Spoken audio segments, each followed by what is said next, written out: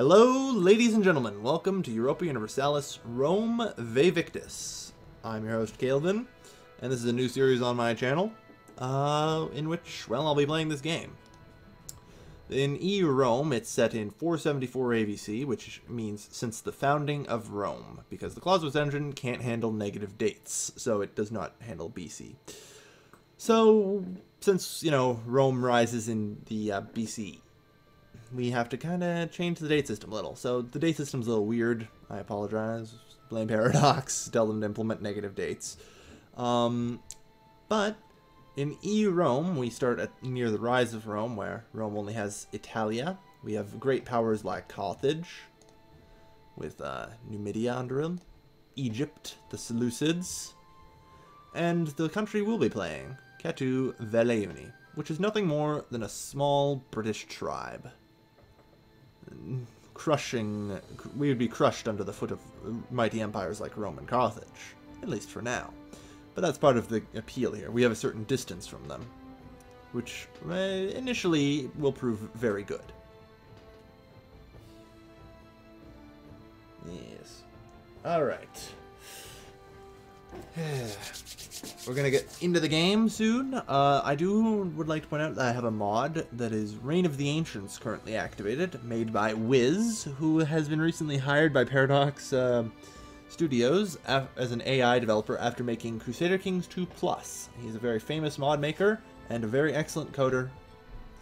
But yes, I know not a lot of people have played this game, so I'm going to be doing my best to go a little more in-depth into the game's mechanics and trying to explain how the game works. I'd also like to point out, anyone has any comments or questions about how the game works, please feel free to leave them, and I will do my best to explain them. There's only really very small things I can't explain, which is religious power. Makes jack shit all sense to me. Oh yes, I am also streaming this. It's on the tail end of my Sunday stream that I'm doing, where we've been doing mega campaign conversion work. So, let's see. Not bad, 7? 2. Well, at least he's got something. This is our king. When I say this game is a bastard child of Europa Universalis and Crusader Kings, I'm not kidding. There are full-fledged characters with traits. This guy's ugly, honest, and lustful. And if we go to our government, we have 5 clan chiefs. This might seem a little familiar for anyone who's played a Republic. They're basically 5 families, of which will often switch places. What exactly determines the succession, I don't know. I think it's probably based on popularity and prominence, if I had to guess. Something.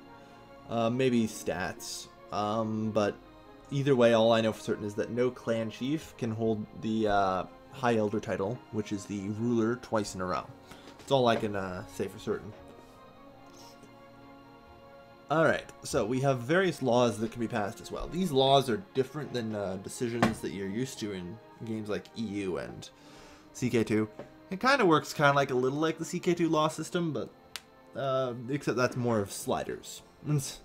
For example, if I pass let disputes of honor solve themselves, which I will, then it gets moved under past laws, which I can actually revoke if I have certain conditions met, which is very interesting. They're like effects that you can remove.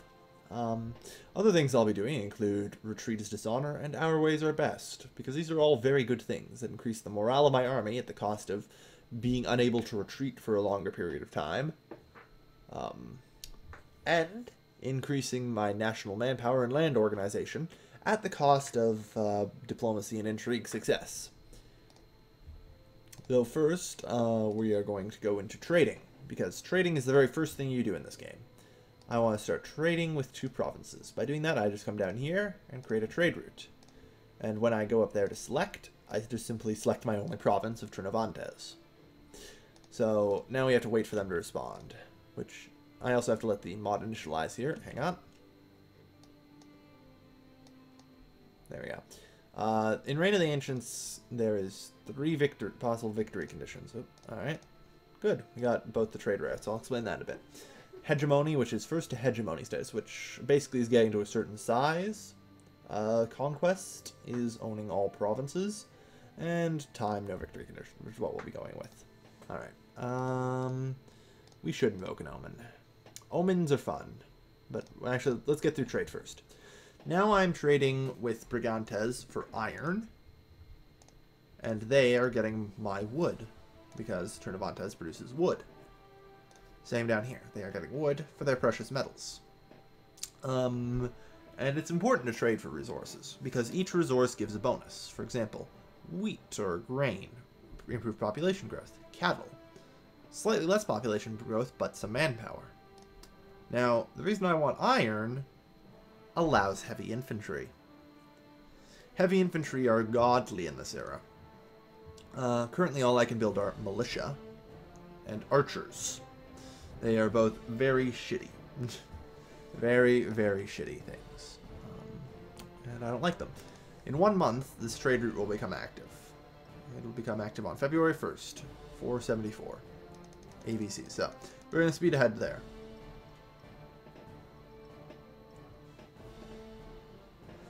Okay, marriage proposal. That's going to come up every so often because we have to approve marriages. We're now a minor power.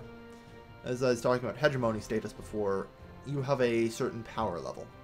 Minor power, small power, medium power, regional power, great power, hegemony power, or hegemonial power. Alright, so now the trade routes are active. And the reason I got gold is gold's hilarious, or precious metals, local trade routes +1. So if you trade with someone who has gold, you just get a free trade route. So I just get an extra trade route now, which I can say go down here. These guys usually are good with giving me salt. If I can, I'd really like to trade with the Romans, but the Romans I find are jerks, and they really hate to trade with me. Like, I don't get what's with the Romans. They just hate to trade with me. Ooh, could I get horses from Macedonia? Aw. It was worth a shot. I try and trade with people down here, and I'll explain why in a bit. It's related to civilization levels. Can I get fish from Rome, maybe? Hey, Rome's actually willing to trade me fish. Glad to hear it. Fish grants me increased manpower as well as population growth, so it's okay. Alright, so first thing we need to do is invoke an omen. This is the name of the omen, and if I scroll through them, you can see various green effects. There's these green effects, like national revolt risk -6, discipline plus 15%, simple enough. But it's not that easy. This is chance here. This is the chance of success. Basically, it's going to, you know, I have a 57.9% chance of the omen succeeding. If the omen fails, I get the opposite effect. So if the omen fails, I get negative 15% discipline. If this omen fails, I get +6 revolt risk. It's a gamble, and a hell of a hard one. Let's find out what we get. I want to improve discipline. It's going to make my army significantly better, and will make early conquest much easier. No whammies, no whammies, no whammies. Fuck! Ah, damn it. Alright. Well, I tried. Ah, fuck. Alright, well. So now instead we get a pile less discipline. It's only 11.2 because I have some effect on me that reduces the negative effects of omens. So it's a little better off. And we have an idea. We're technically supposed to take a civic idea here. But I'm never all that high about doing that. I'm going to instead, I think, take a martial ethos. Yeah, martial ethos.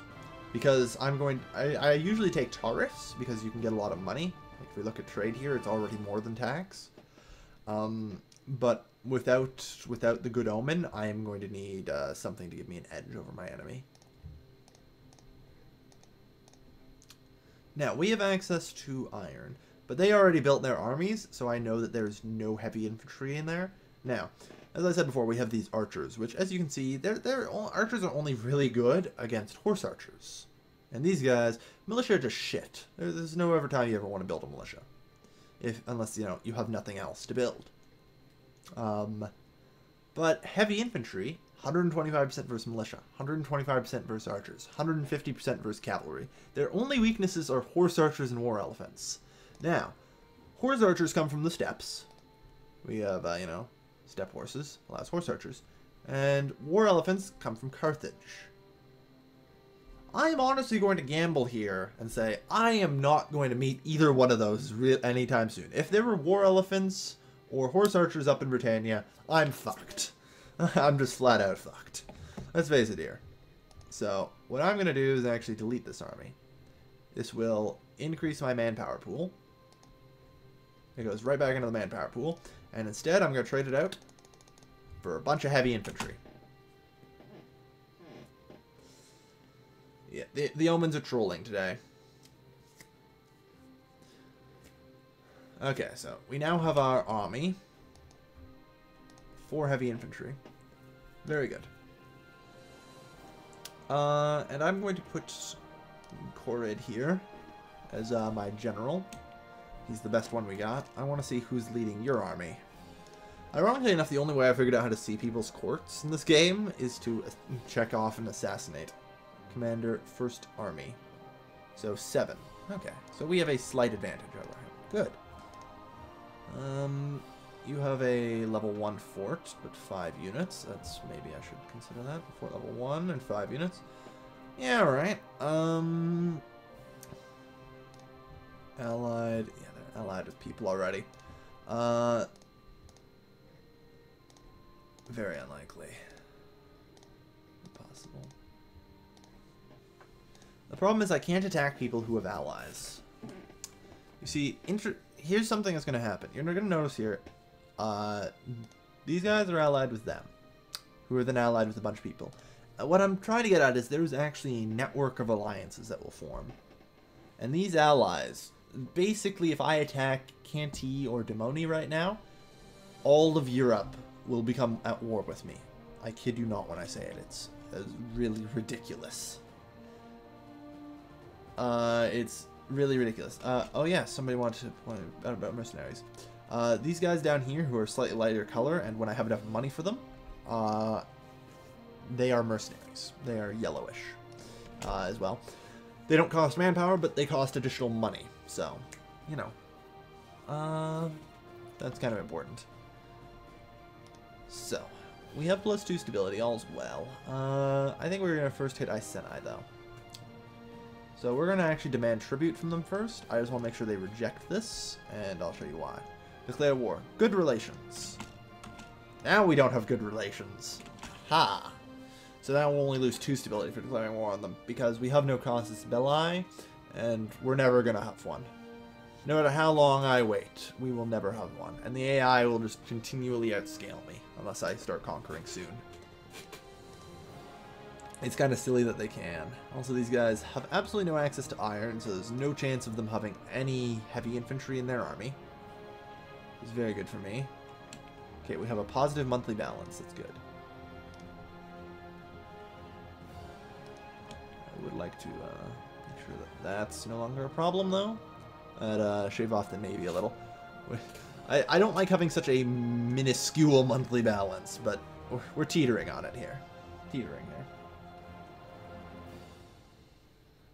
Definitely teetering. Alright, let's see. So now we're going to go to war with Iceni. First thing we need to do is wipe out the pink. Nobody likes pink.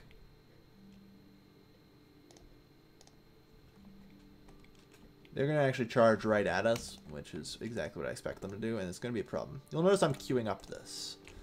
And it's going to be the most annoying thing ever. But they're going to instantly be on my capital after the battle. And you see, the AI is a cheater. If the AI sieges through my capital, it will annex me. If I siege through the AI's capital, it will resist my annexation. It will just say, it will refuse my annexation. It'll say no. I don't even get the option. And then if it takes my capital, it just gets to annex me, even if I've already controlling its capital. So, I can't simply try and out-siege them or anything. Alright, so, the initial battle, despite being outnumbered significantly, by 20%, we caused a hell of a lot of casualties, even with this bad omen. I am very happy with my men. Good job. And as I said, and as you can see, they are sitting on my capital instantly. It's kind of a problem.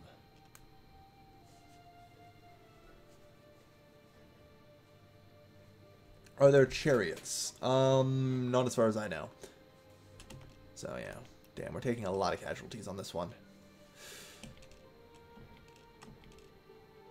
Okay, yeah, 8. Alright, we're still causing them more harm than they are us. That's good. Now they're going to be instantly on their capital, and this is going to have to repeat until somebody's army blows up. I'm afraid that is really the only way. And it's really going to come down to some dice rolls here. Like, see, I can... Wait, 6,000 men. Really? I'm actually going to lose this war. God damn it. I should take 3. Oh, man, that's painful. That's painful. I'm actually going to lose this. That fucking Omen killed me. Oh, God. And the dice gods are far less merciful. Alright, so let's try and not chase them here. Let's just wait.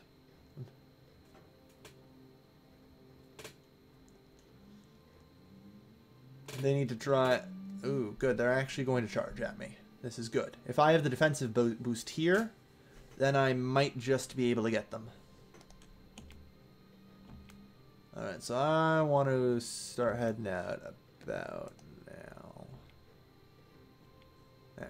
So I should beat them there. I'm still probably going to win. Damn it, they've got heavy infantry now. This could be a problem. Good, I actually got some decent dice rolls there. Now, I will actually beat them there. If I can get the defender boost. Actually, you know what? No.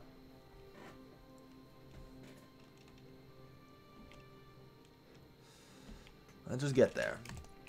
Like I said, getting the defend. If I've swapped it around, so now I'm getting the defender bonus. We can still win this. We have a chance. Just need some good dice rolls.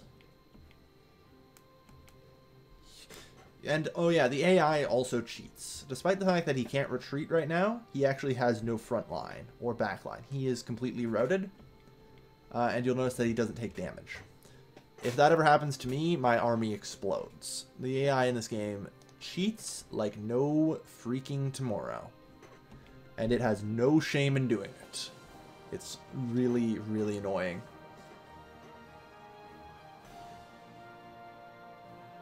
Like, the AI cheats a lot in this game, and that's why this is really hard. Oh no, my commander's wounded. Luckily, we have a much better commander now. I guess their commander died or something.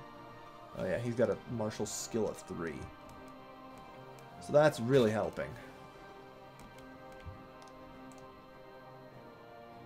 Shit, now they're ahead of me. I forgot to walk back.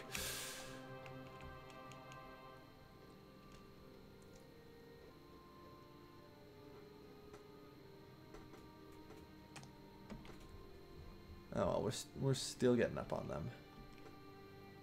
Like I said, see, his front line collapsed almost instantly. And look at him just delay the battle until that. Simply because he can.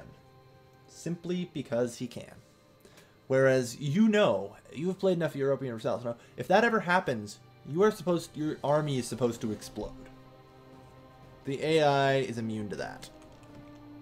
And you have to slaughter them down. And cut them... Oh, great. Now they've got a better general. Like I said, this is completely and utterly bogus and unfair.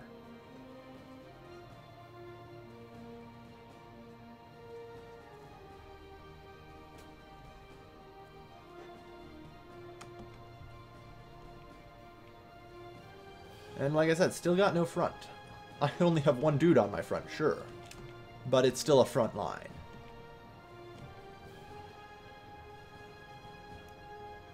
Alright, you know what? I'm going to gamble it. I think I can siege in time. Or if nothing else, I think he outnumbers me enough. He'll come back and attack. Which will work just fine too. Okay, we're up on him on a food shortage now.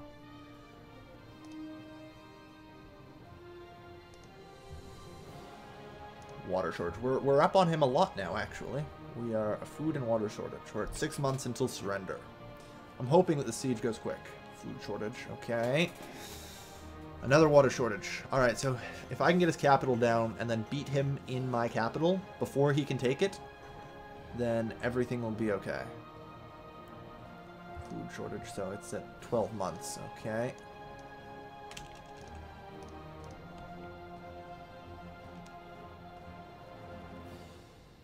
Defenders are deserting. Good. Status quo. Yes. We gotta win the siege race. I can't beat his army. Eventually I'll run out of men.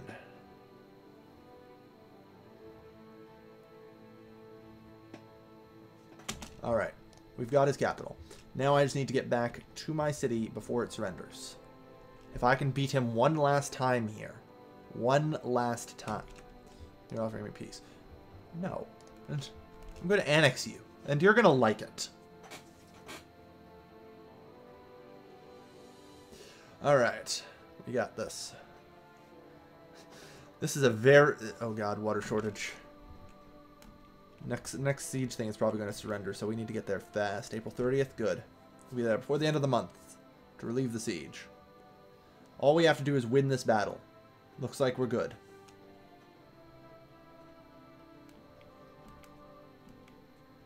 I think we did it. I think we did it. Huzzah! With him no longer sieging there, he can't resist my annexation.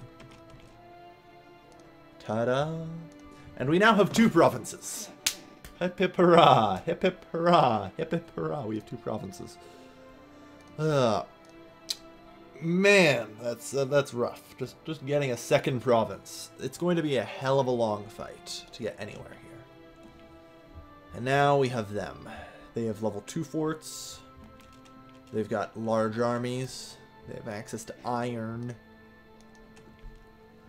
Jerks. I'm actually losing money. Huh. Well, because Trinovantes has a huge revolt risk. The other problem with this game is you will find that you will very quickly acquire a lot of war exhaustion. Just that war cost 5 war exhaustion. And, like, it can rack up really quickly if you're not paying attention. And it can destroy you if you're not careful. But we're good for the moment.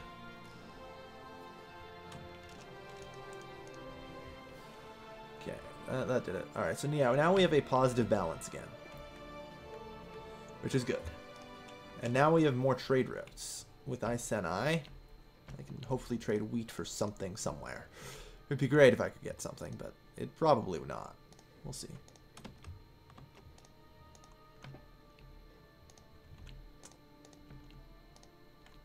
It'd be nice, but I'm not holding out for anything here.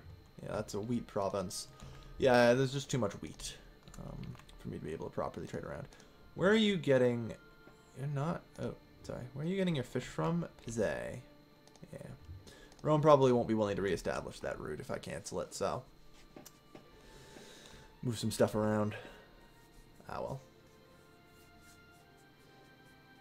So thank you everyone for watching this episode of Europa Universalis Rome. We've gotten our first conquest down, and it was a tough fight.